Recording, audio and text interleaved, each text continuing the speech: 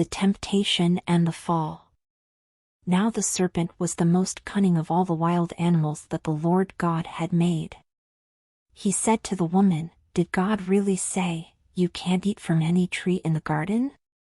The woman said to the serpent, "We may eat the fruit from the trees in the garden.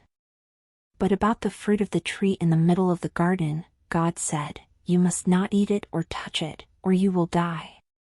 "No. You will certainly not die," the serpent said to the woman. "In fact, God knows that when you eat it your eyes will be opened and you will be like God, knowing good and evil." The woman saw that the tree was good for food and delightful to look at, and that it was desirable for obtaining wisdom. So she took some of its fruit and ate it. She also gave some to her husband, who was with her, and he ate it. Then the eyes of both of them were opened, and they knew they were naked, so they sewed fig leaves together and made coverings for themselves. Sin's consequences.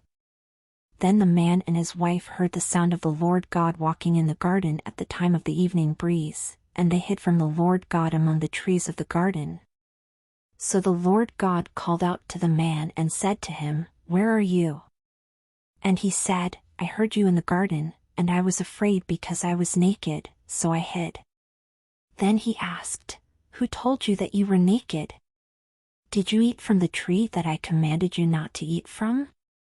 The man replied, "The woman you gave to be with me, she gave me some fruit from the tree, and I ate."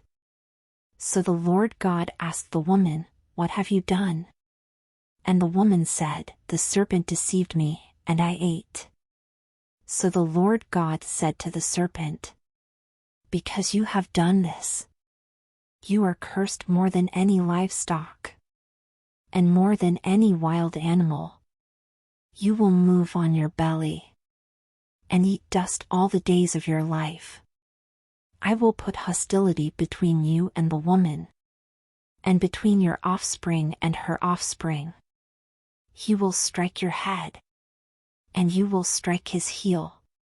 He said to the woman, "I will intensify your labor pains.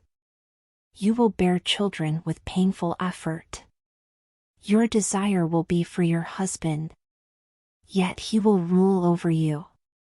And he said to the man, "Because you listened to your wife and ate from the tree about which I commanded you, do not eat from it.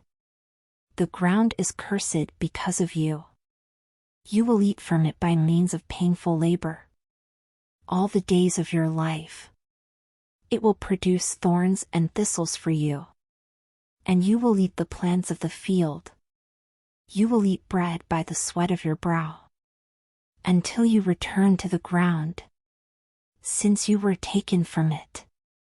For you are dust, and you will return to dust." The man named his wife Eve because she was the mother of all the living. The Lord God made clothing from skins for the man and his wife, and he clothed them. The Lord God said, "Since the man has become like one of us, knowing good and evil, he must not reach out, take from the tree of life, eat, and live forever." So the Lord God sent him away from the Garden of Eden to work the ground from which he was taken. He drove the man out and stationed the cherubim and the flaming, whirling sword east of the Garden of Eden to guard the way to the tree of life.